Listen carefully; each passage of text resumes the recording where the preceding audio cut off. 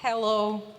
I see that not a lot of people came back from lunch, but yeah, hopefully this important topic draws them back. So hi, and thank you everyone for coming to the panel. We're going to be discussing an issue that is kind of a sub-theme of a lot of previous panels, and that's the integrity of the media and I would say more broadly of information in our current largely digital age. So the idea of this panel was to kind of structure it as a two-phase effort where we would try to establish what's been going on in the past decade, because it's like decade-themed conference, and to try to come to some diagnosis of a sort, like where we are right now. And the second round of discussion is going to be about where we can go from here.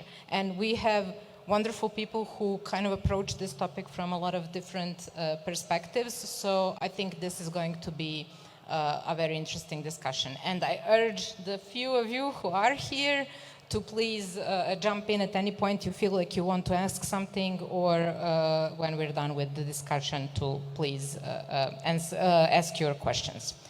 And I want to start with Adeline Ulan. Is that, yeah. You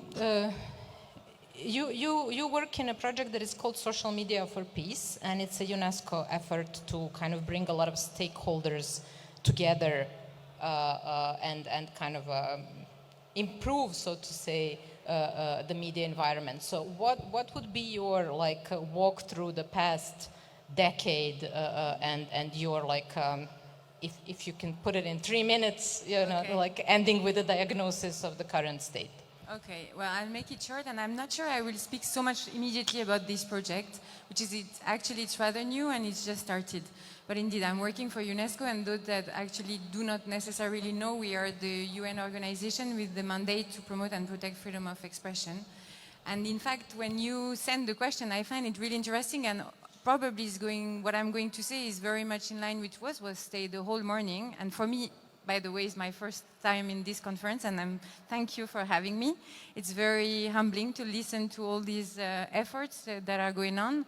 Yeah, I think it's the same kind of feeling, at least working in an international governmental organization, that we switched from optimism 10 years ago about the hope about how much social media could be an enabler for peace and for democracy, and we have slowly, and because there has been various scandals and various revelations thanks to the works of whistleblowers, which has been also very important here, and most recently the one of Francis Hogan, which we have been really determining in actually showing and I think this was also important what was said this morning by Gillian, that it's not misinformation is a problem in the society in general, disinformation and also hate speech, but that how much social media have been an enabler for dissemination of such content, of harmful content in the society, and we see real life consequences. It is on the peace and conflict process. There was mentioned the conflict in Ethiopia, the one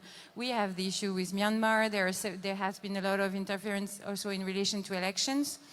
And so we have right now more of this pessimism and now urge to act. And going now to the discussion on media, I think very specifically media also, it's kind of the same assessment. We were very optimistic about how much like the new technologies will have a positive impact for media. And we've seen actually working in defending journalism, how much digitalization has helped and empowered, for instance, investigative journalists. We see a lot of cross-border projects, investigations, how much the booming of fact-checkers, the booming of data journalists, citizen journalists, etc. But at the same time, the main and major issue for us right now is the issue of media viability. And I guess this is something we're going to speak about here in the next hour. The fact that the business model and the new ecosystem has literally changed the way media are financed. We just published the UNESCO World Trends report. We make analysis of the trends in freedom of expression over years, every 5 years. And in the last 5 years now, it's half of the global advertising revenues that are now with Meta and Facebook, and the 5 past years, half of the revenues of advertising that went away from media.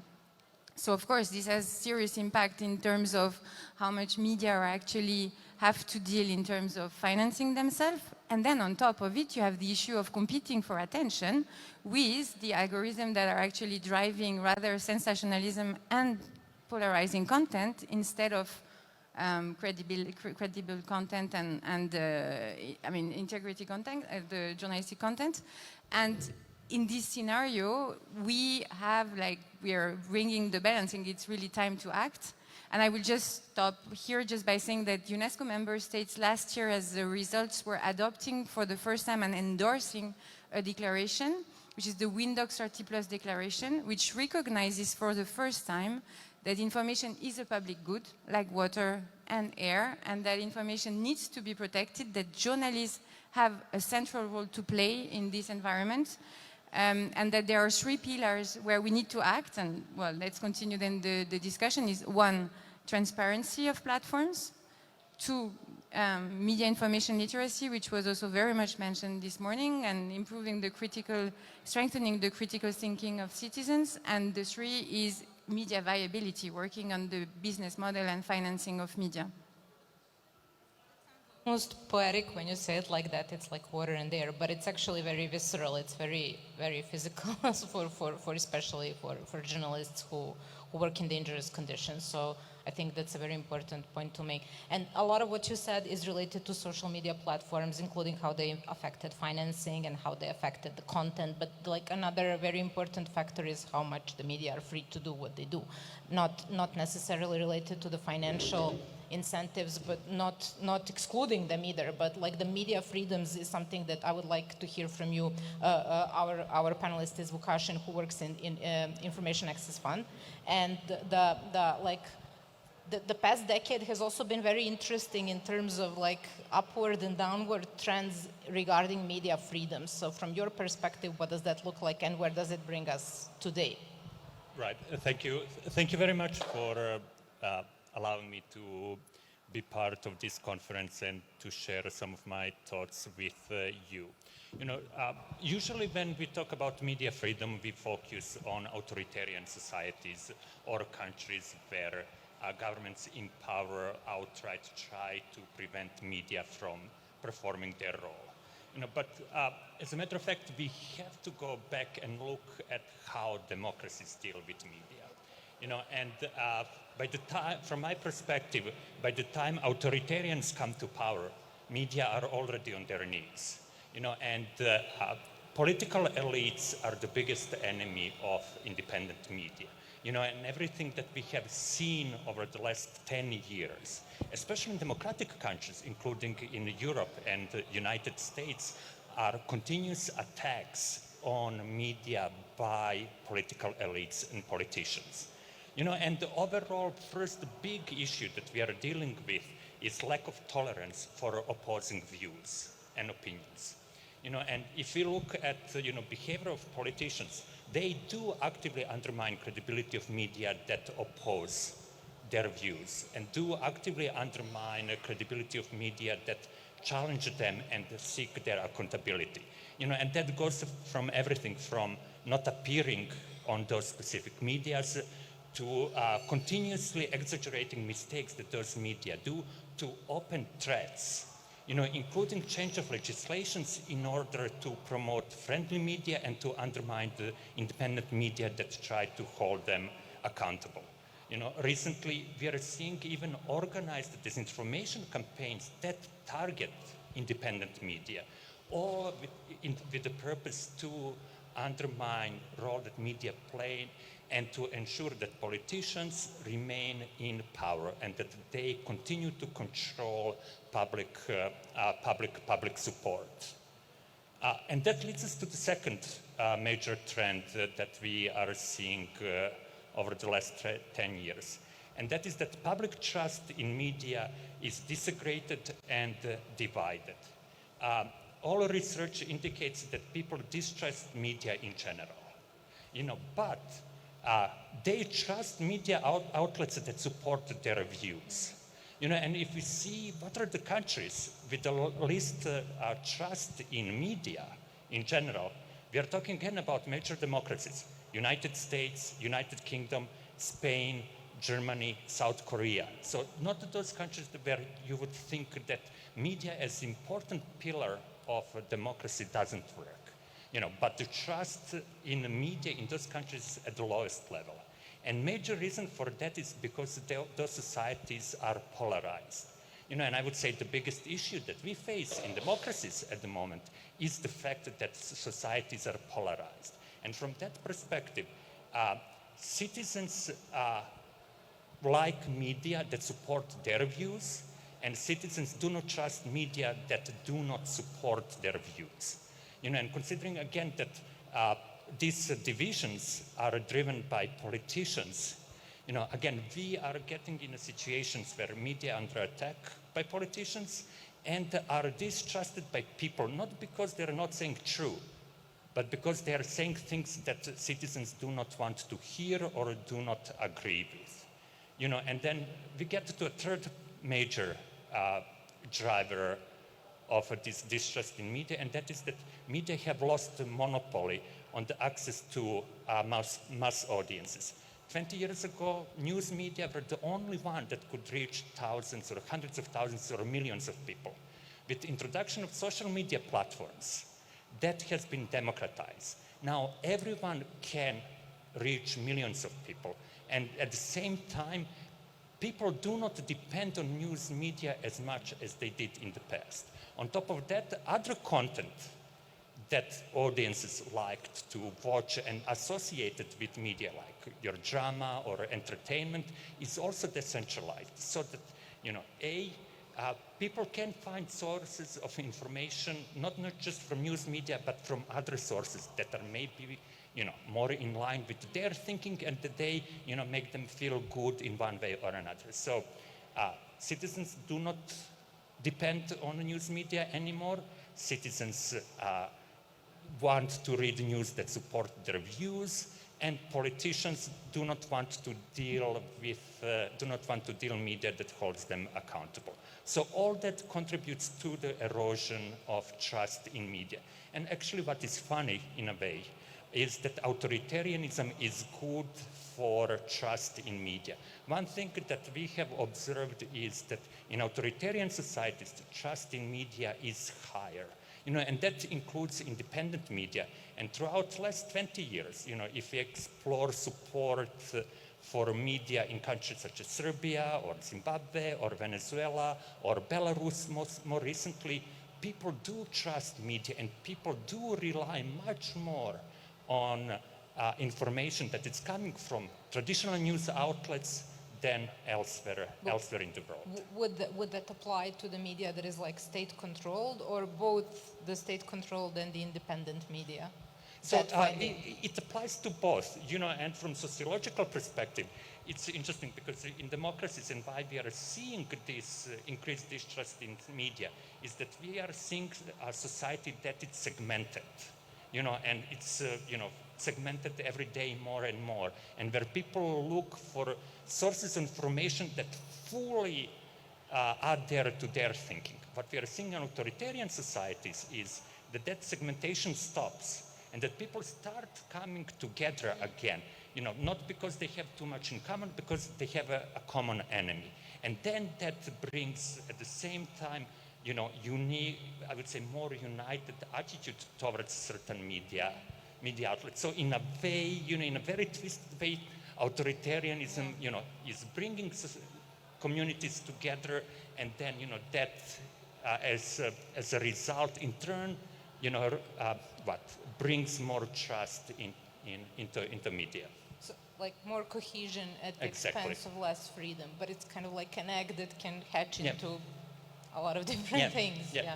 But I think that is an important point, that we cannot wait until, we say, oh, now we have authoritarian government, to fix the problem that we are dealing with, but that we have to, in democracies, do much more work on, figuring out how we can restore the trust in media and information.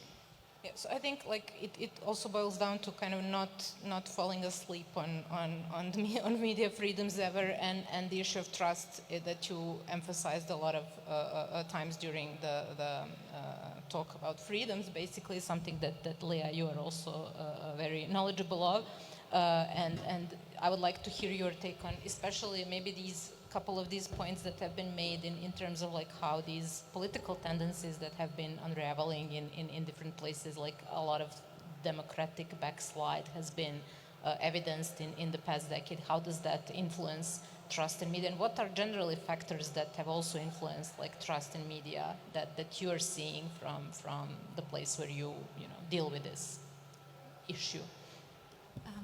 Yes, so I'm working for Reporters Without Borders, and the core mandate is really to defend journalists in their work.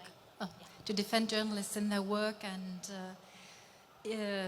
help them when they're incarcerated or when they are in war zones, attacked by political systems, by authoritarian regimes. And I can only echo basically everything that has been said so far. Yes, political actors, authoritarian states are clearly a problem and have been, but over the last decade that has been changing. So now more and more what Adeline was referring to, the logic of media viability has changed, and with that trust, of course, it is still that political actors sow distrust. Clearly, when you call journalists the enemy of the people, clearly that does not help. And what applies to campaigns, when you want to make a scandal go away, just flood the market with dirty stuff and nobody will see what you did. The same works for journalism. So the attention span, the visibility of false content, how false information, disinformation, not relevant information spreads. This, of course, floods everything else. So the good information, the trustworthy information is harder to detect. And of course, there is clearly a general tendency to say, well, if I can't trust this, if this is so wrong, if this is so wrong, well, then what can I trust? Then it becomes all of the same. And clearly this has a lot to do with the platforms, with algorithms. So on top of the, let's say, old problem of authoritarian states, of physical attacks on journalists, now there is the whole new problem of algorithms and selection of news and, the downranking of trustworthy content. So would you say that basically, I think it's somewhat relates to what you said, is like you have more choice, but this, like in this case, the choice is being made for you by some machine learning, thing, and it basically puts you in a worse position regarding information than before. Is this like a good summary of the past decade and what it brought? Yes, I mean, this is such a vast field. There's so many things going wrong and so many issues. Another interesting point is it's already a bit on the second part, but if you look at how these problems are approached, it's a lot about fact-checking, which is clearly necessary, and it's a lot about the responsibility of citizens how to use media. But here with all people working in media, we all know that financing is a big issue. But this has not really been understood by the broad public. So not holding that into account and not making people understand that if certain actors grab media, buy media for their own purposes, using it for, communications, for their messaging, yes, this erodes trust as well. And this is why, at Reporters Without Borders, we thought about, with the Journalism Trust Initiative, which I'm working on, we thought about giving back a bit of agency to the journalists, putting the journalists and the media back at the center of it, and not only saying, we fact check and tell what other people did wrong, or we tell citizens, you need to know how to use it better. No, we want to incentivize journalists who are doing their job well, and we also want to make it viable to do good journalism, and with that, throughout the whole media system, for journalists to regain trust. You've given me a great segue to go to Milica, whose organization has a fact-checking project, and we personally have discussed this so many times, like the relationship. Whoa, okay, the relation. What's happening? You're doing it. Stop it. No. So the relationship between like the media and the content producers, as they're called in general, which kind of sums up the media and people on social networks, etc., and like the information integrity from a perspective of a fact checker, it gets really tough, especially in these areas with the way that the media work and all the challenges that they face. And disinformation is something that is also repeatedly mentioned as one of the major problems, and also something that undermines trust, and that frequently undermines trust with a good reason, because it is out there, and it unfortunately is also being spread by the media. So what do you see in these like past years as things, how has that like shaped so to this point? Well, I mean, listening to Lukasz, and actually, I think that we evolved a lot, because only several years ago, in countries that are democracies, and even more in our transitional democracies or wannabe democracies, it was a very difficult thing to point out to something and to say, you know what, this is not journalism, this is propaganda.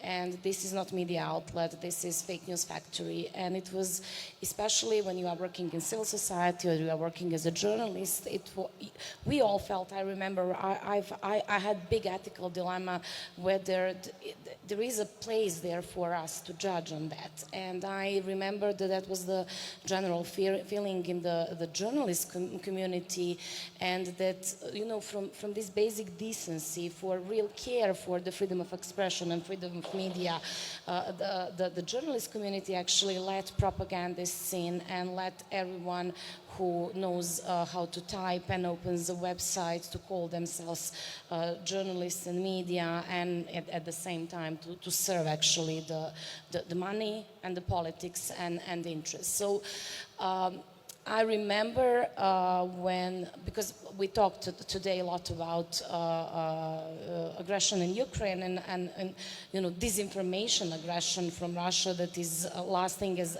even maybe longer from that war. You could also see that in this region during 10 years of this conference, that when the war was under preparation, we witnessed here the establishment of the infrastructure that is. At that time, we didn't know. Those were some portals. We were trying to discuss whether that's propaganda. We were talking here how public support for Russia and Montenegro increased by 20% for 2 years. But today we clearly understand that, you know, formation of Sputnik in Serbia in 2014 was a project to serve and fill and feed the growing network of propaganda and influence that is not there by chance and has no plans to shut down and to leave. So I think that although problem is big and there are no simple ways, I'm happy that today I see many people being more brave about this. I don't feel that fact checkers are as lonely as we were when we started. I recognize that media now more and more understand that disinformation is what undermines their credibility, and that they also understand the risk of financial sustainability, which is important for independence, because they are losing credibility, but they're also losing influence. And we see you still have on all pollings most readers or most viewers, but somehow, for example, while you don't spread conspiracy theories about COVID, still majority of people believe in that, which means that someone else is serving that, and that you will soon also lose your share of advertisement and your income that is actually enabling you to keep with professional journalism. So I think that we are in a better place today, and I think there is a space now that fact checkers and journalism, I'm not even saying media journalism, are definitely taking the same side, and I see the will of media to protect the credibility and to actually, you know, the importance of joining this front, in which, I mean, they are necessary because our influence is minor in comparison to the size of the propagandist and disinformation efforts. I think it's super important that you said not media but journalism, because these two are definitely not the same thing, and I think that becomes kind of more and more clear the deeper we go into these distinctions that we're discussing here today, because you can be a media that is just out there for profit, which we have a lot, but it doesn't necessarily make you a journalist. So that is, I think, a very important, you know, dimension of this discussion. And another like constantly emerging theme is money, obviously, and how the media is financed. And I think someone said, maybe it was you, I don't know, like how people think about financing, or was it Julia? I'm not sure. It came from this side. So the impression that I get also is like that people, especially here in the region, are kind of used to getting information for free, and they consider it something that just kind of freely floats out there, and you kind of pick the ones that you like. And we don't really have a huge like culture of subscribing to media or buying, you know, media. And there, I think what is lacking is awareness that if you want quality information, someone has to make it. Someone has to go out there and find it, and that person needs to eat and pay their bills. So this is very basic, but I think that it's also very little understood in these areas. So you have like, Nate, your organization does like have this effort to try to approach this in a new way, like financial sustainability of journalism, not media as such. Could you like walk us through that? Yeah, so if I first, I guess, take a step back, I'd say that we at the Institute found out that media or journalists have stopped being accountable to readers by moving online, and started being accountable to tech giants, to advertisers. Facebook, Google, they have a duopoly on the advertising market online. And so in such an environment where the media have to compete for clicks, they have to compete for attention constantly, it's hard to build a relationship with your audience that's based on trust. And so like you said, like it has been mentioned, also the readers have become used to these pieces being free online, and so we basically pay with our attention.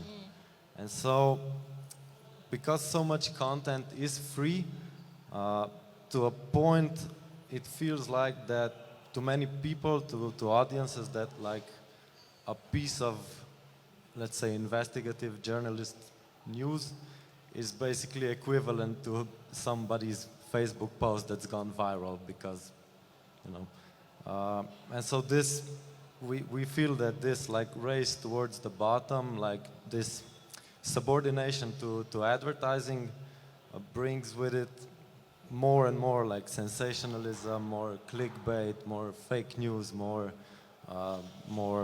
conspiracy theories, and basically these impact our lives and impact even democracy itself. And so when we started thinking about new models of financing media and journalism, we had to take a look forward, not really look back into this sort of romanticized era where like all journalists were watchdogs, because the fact of the matter is that media outlets, whoever finances media outlets, impacts how they report.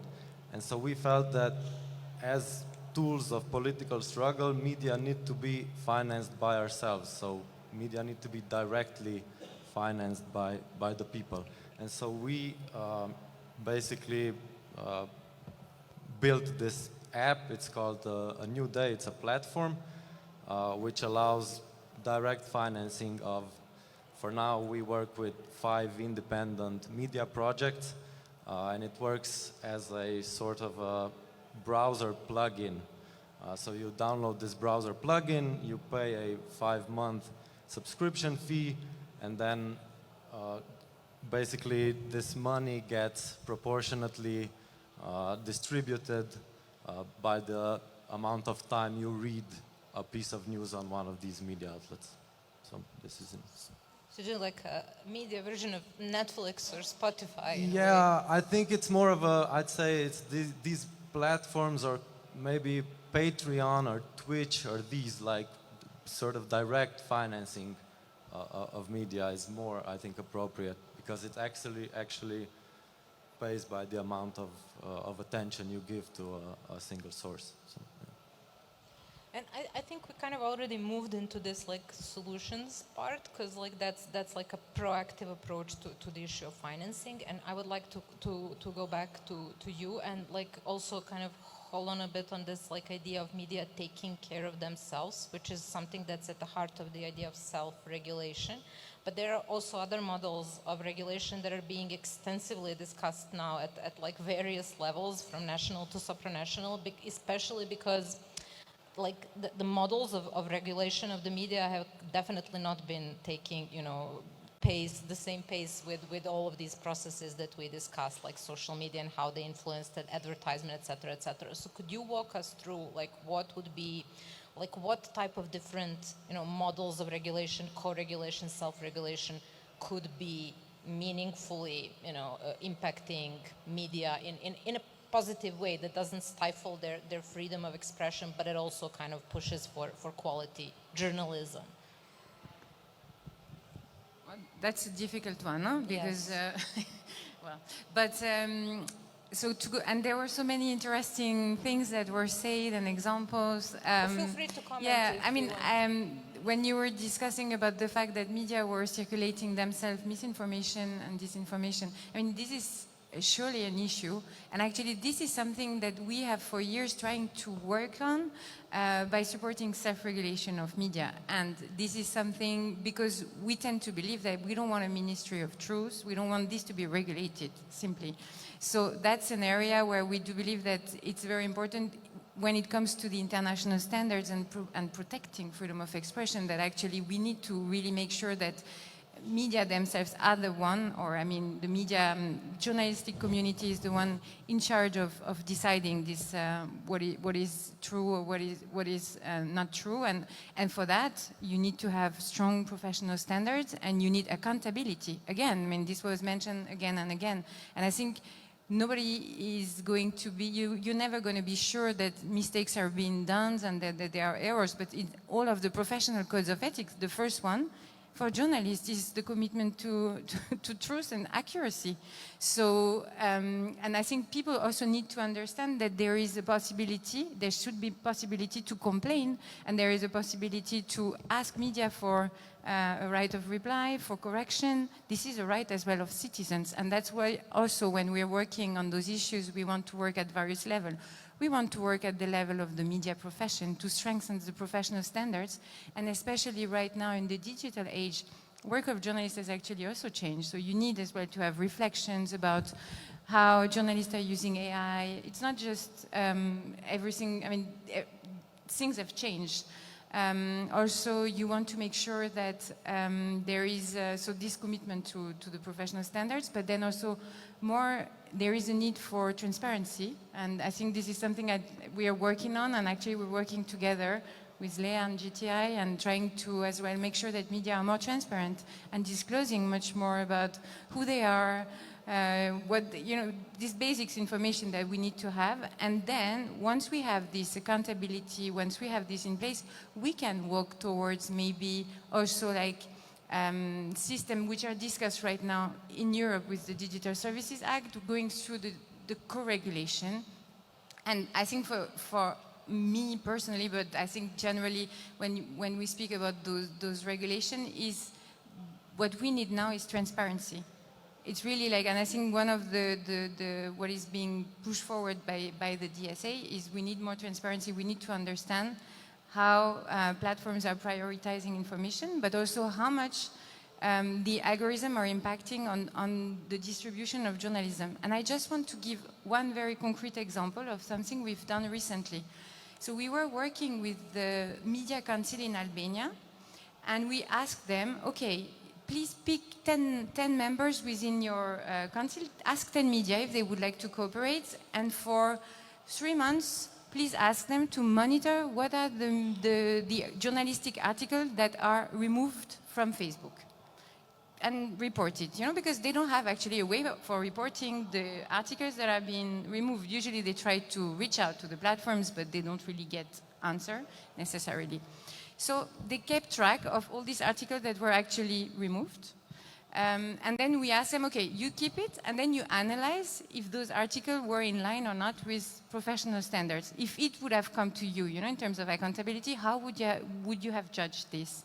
And in 80% of the case, there was no violation of professional standards. So this is also showing something that, there is no necessary, there is also an issue of what is the information that is prioritized, but there's also what is the information that is actually been also removed without accountability and possibility of redress, and contacting the media for them to actually ask for remedy and make sure that actually their article is being put back and distributed. And that's just one very specific example, but I wanted to mention it because we lack data. We lack a lot of data. We need much more research. We need much more of these type of examples to rely on, because unfortunately we don't get them from the internet platforms.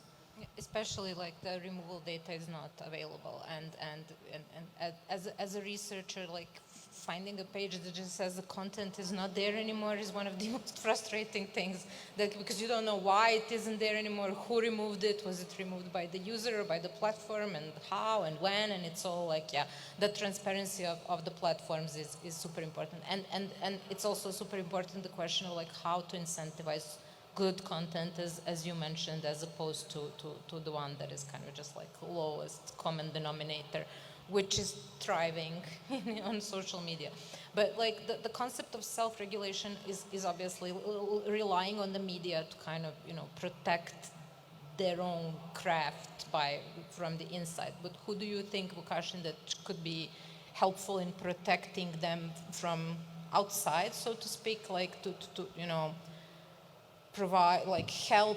provide better conditions for the media to work in? Because I think this is also something that's important for self-regulation, because if you have the media that is essentially blackmailed by either the politics or the money, then the self-regulation is very, compromised on as a concept of its own.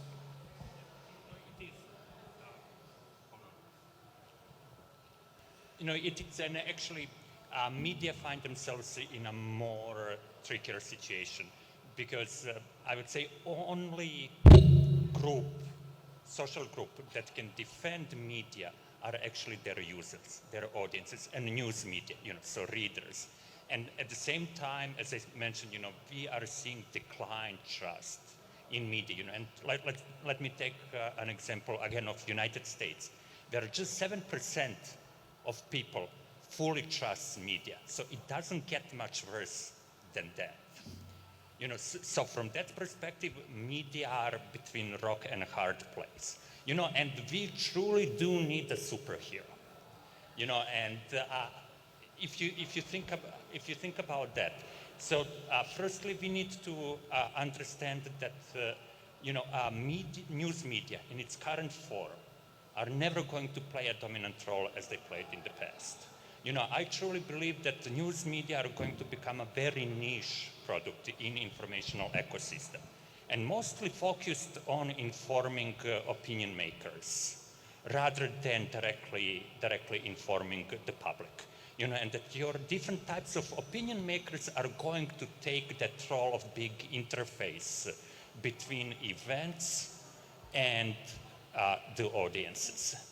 So I would say first and foremost, I think we need to rethink what is the role of news media going forward, and who is the audience that news media engages with. But if your like prediction comes true, then like how does this very small number of people help that very big machine that is required to obtain information? That sounds very, very grim to me. Look, I don't think necessarily that it's green because of two different reasons, and this is where markets come in place and where we have to fix this because we need to, shift from quantity to quality and understanding that quality of your audience for news media is more important than quantity necessarily, and how we change the markets and how we change the nature of the business so that is appreciated, is, I would say, the challenge for us. Second thing here is, if we are talking, if the purpose of news media is to inform citizens, are news articles or your investigative stories or long form the only way to do that? Or are we, finding increasingly important to think about whole of society? Let's call it like that. In informing citizens. Oh, this is that. Thank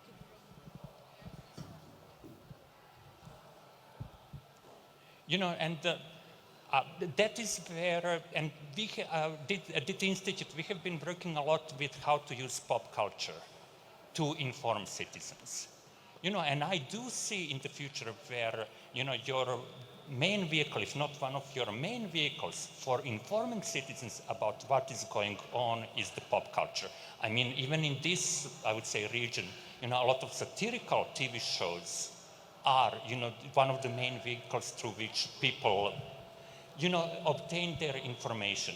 And when I mentioned that we need a superhero, if you think about popularity of, some pieces of pop culture, like superhero movies, we actually have, over 20, superheroes that are journalists, and that you can build stories about, that can improve attitude of public towards the journalists, but then also be used to talk about what is going on, in their societies.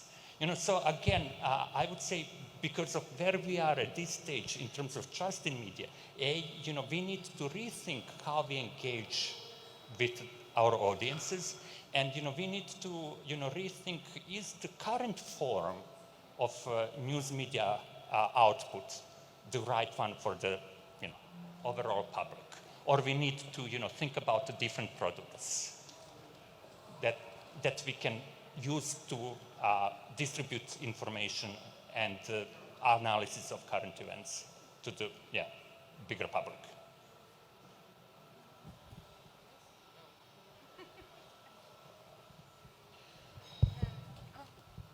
Yeah? Okay. Thank you. That is super interesting. And it also sounds a little bit to me like it's going in that vision and direction of having less media outlets and more quality content as a part of that process. I was going to ask you, like, by the design questions, like, about, like, how to regain trust in the media, but I'm more interested in hearing what you think about this idea, that this might be the direction in which journalism and informing the public is going. In the sense of more... in the sense of being more kind of trying to influence trying to reach certain layers of society who then kind of spread it to the wider public, because it is kind of already happening. When you said, like, I remember like a very old remark that, and research actually that showed, for example, that watchers of The Daily Show, which is a satirical news format, were way more informed about world events than people who watch something that is called Fox News. So yeah, I mean, it's one is kind of shaped as entertainment, and another is, well, it's infotainment, but it's called news, and it's not really informing people. And I think that these processes of kind of hybrid, blending of information entertainment, it's kind of already here. Does this seem like a plausible direction for that to proceed in to you? I mean, if it's information, if it's information and the information is of a good quality and done and researched and produced by certain standards, I don't think there is an issue in how you wrap it up, how you reach the audience. So yes, of course, I'm a big fan of that. The only thing I would like to caution about is that there's always the idea of like taking the reader where they are and taking them by the hand. Yes, you have to do that, but at the same time, we shouldn't underestimate the audience. They are not stupid, so you don't need to explain to them as if they were like 2-year-olds who have never heard about anything political. So yes, you can demand something from your reader. You have to explain well, and you can do it in a good format, but we should not trivialize. And actually, the project I am working on, the Journalism Trust Initiative, which was basically everything that Adeline said in her last contribution, is basically my project. So thank you for that. But it is called Journalism Trust Initiative. I think today I would say more journalism, transparency initiative. And it's a set of, journalistic guidelines, of professional guidelines, but it does not distinguish between what type of media outlet it is or what type the content is, as long as it adheres to professional ways of producing it and making transparent how it is produced, what is the environment, what is the owners, who is the owners of the program, what are the rectification policies, how are we dealing with AI, and of course you can't do all of that if you wrap it up in, let's say, a soap opera format or a comedy format. That's not the issue. And I think, for example, if you would look at the criteria in the Journalism Trust Initiative standard, then I would probably say that the Daily Show would pass. But Fox News, I would not be so sure. So yeah. So in the broader sense, could you give us just a few key things that you think next to transparency? Because I think transparency is definitely important, standards are important. What would the audience recognize, do you think, as something that would establish more firm trust in the media? And I want just throw one thing in. What I see from the fact-checking work that we do is that the distrust in the media that has been mentioned a lot is ironically very frequently distrust in the media that do the best work. Seriously, this is something that when you ask people, when we did research and asked people about how much they trust the media and where they get their information from and what they think this information is, at the example of the pandemic, what people answered in the poll and in the focus groups was that this information was the media inventing the pandemic. So you can see that it's completely twisted on its head. They see the media that actually report as part of some conspiracy to invent an event that never happened, and they put their trust in YouTube channel owners who just blab nonsense. And this is something that's why I'm asking, how do you get the audience to recognize this work that is kind of essential from the professional standpoint, but quite possibly invisible to the consumer? Right. Can I just jump in for a second, and I will actually apologize for this. And look, that is the problem I was trying to address in my initial remarks. That is that we judge the quality of information not by how good it is, how much effort was put into, producing it, but is it in line with our thinking? And if you go back, to very basic aspects of cognitive science, we as humans are quick to form our opinions. It takes them long to abandon them. And once when we have created opinion, we do like to read and process information in a way that supports our opinion. So, even if you are a BBC, if you are saying something that I don't agree with, I'm going to reject it, regardless of how good your information is. And that is, I would say, one other aspect that going forward we need to, as journalists, and news media start thinking more about. And that is, how do we apply cognitive science in our work so that we actually try, to push through those barriers that prevent us and our audiences to actually, take our information seriously and analyze it rather than rejecting it straight ahead. This is why I think this is so hard if you want kind of, I'm not diminishing the capacities of the audiences, but they are kind of already being tuned a certain way. So like from the standpoint of professional standards, what can you do really to kind of to break that? I mean, there's so many aspects factoring into that, but regarding the time, I'll try to keep it short. One thing is visibility. So of course, if you are not visible as a brand, but Fox News is, yeah, you're, of course, as a consumer, you're more likely, you're more inclined to go to a brand that you already know. On the other side, you have the content producers, the journalists, and the content consumers. On one hand, I think the audience has a responsibility to inform themselves and to look at things, well, the media outlets are making transparent, such as ownership, such as like how is a piece of content produced. And there, it's also in the journalist's responsibility to help with that, to explain what they do. Because yes, media literacy is unfortunately not something we're taught in school. We're told by default.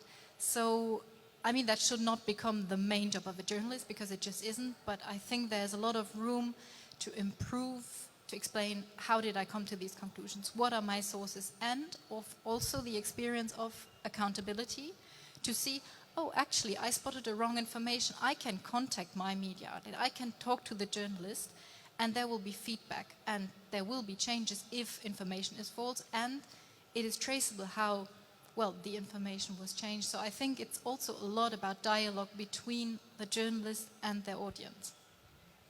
I had no idea we have so little time left, but I did see you wanting to jump in at some point. Do you want the mic? Hopefully a working one.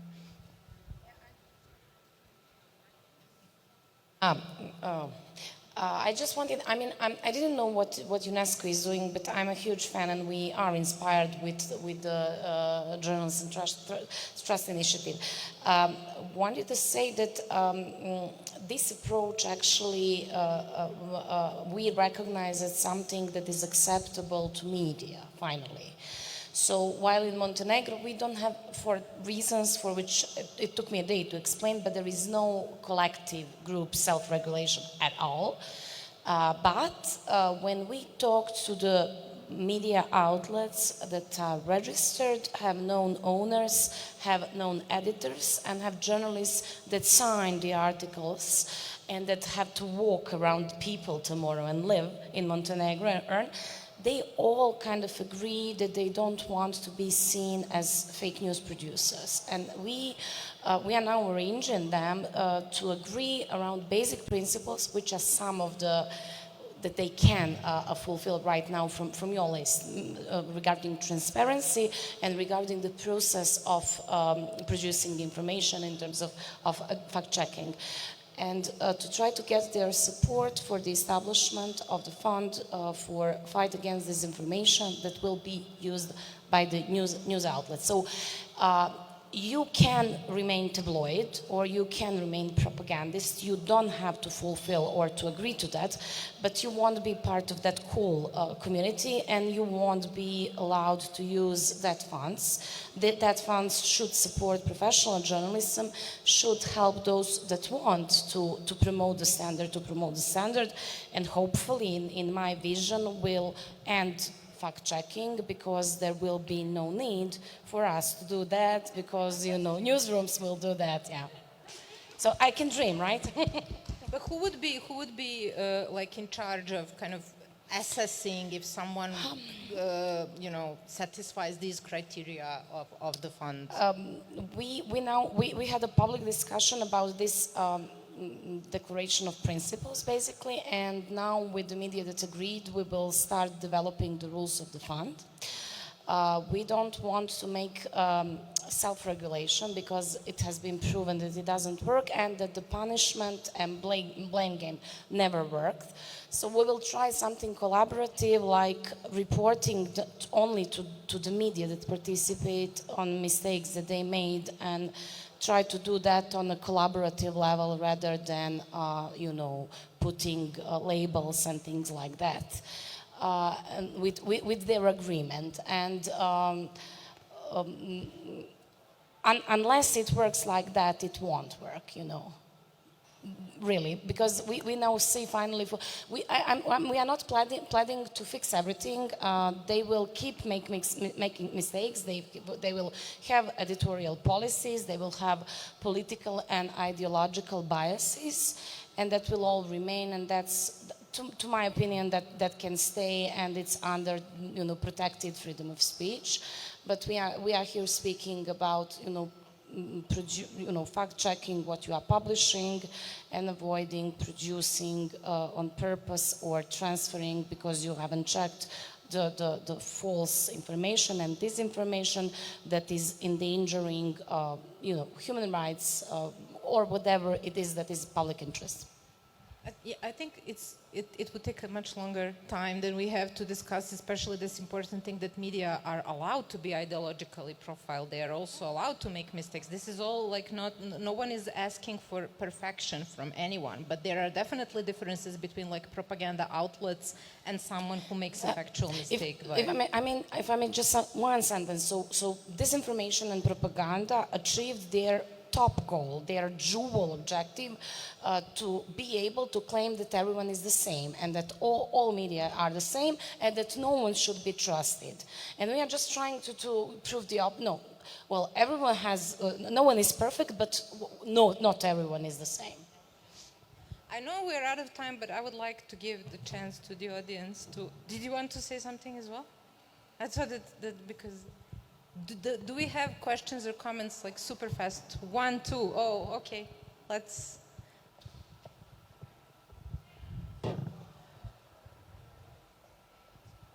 Thank you. Maybe I'll stand up so that you all see me. I have a more general question. Since I represent a media organization that has been struggling in terms of competition, in competitive battle with national broadcaster, with platforms, we do propose opposing views, as Vukashin mentioned. That's how we try to stay the #1 in the Baltics. But the thing is that at the same time, I still see and do not approve of some of the headlines of ours which are clickbait or that are scandalous in some way. And the main underlying reason for that is that the audience would click on the headlines and then basically generate the revenue for us through advertising. So the question is more kind of thought-provoking of something that might have not been discussed here today, is that besides advertising, besides subscriptions, which we also do, is there any way that any of you foresee that media organizations, I mean all of them, mainstream commercial media organizations from, not only them, but basically every media organization except those funded by the state. Is there any other sustainable revenue stream that would allow us to fully free ourselves from the advertising that basically fuels those unwanted headlines?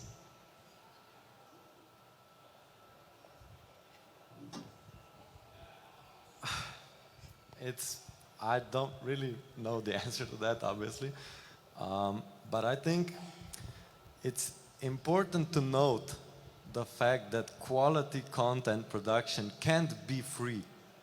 I mean, to some degree you have to pay for journalism work, for investigative journalists. So this is the notion that kind of, I think, with this social media and online came to our minds that, oh, everything now is free. And we have to sort of, I guess, battle this with education to a degree. And then we hope to kind of achieve this slowly, I guess, through this platform.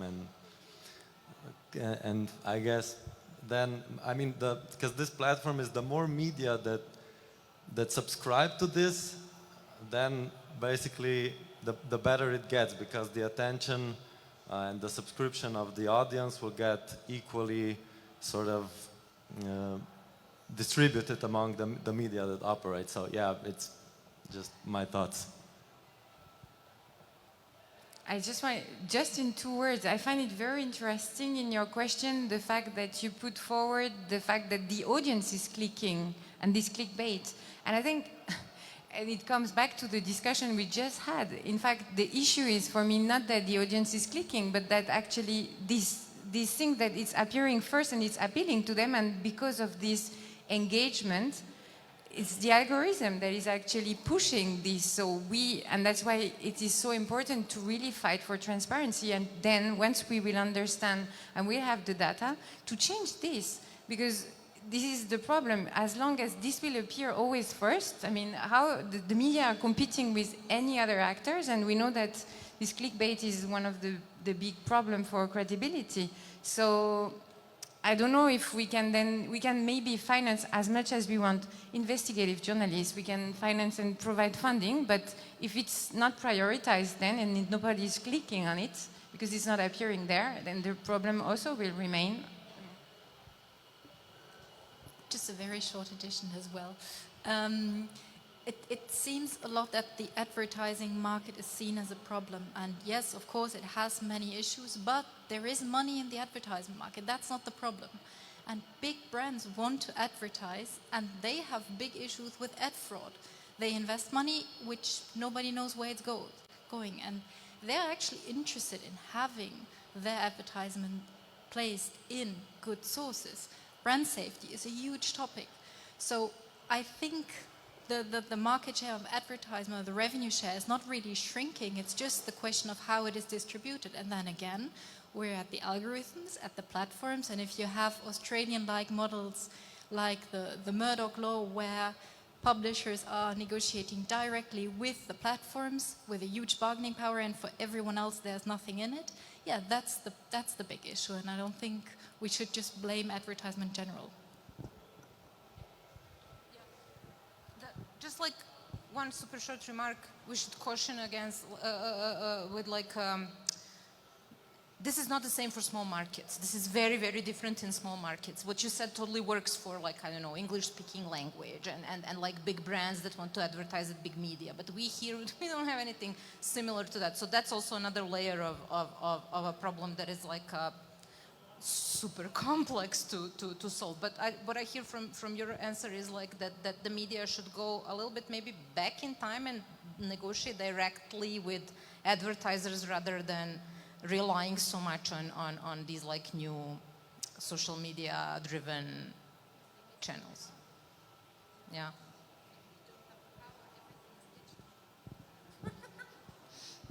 So, sorry.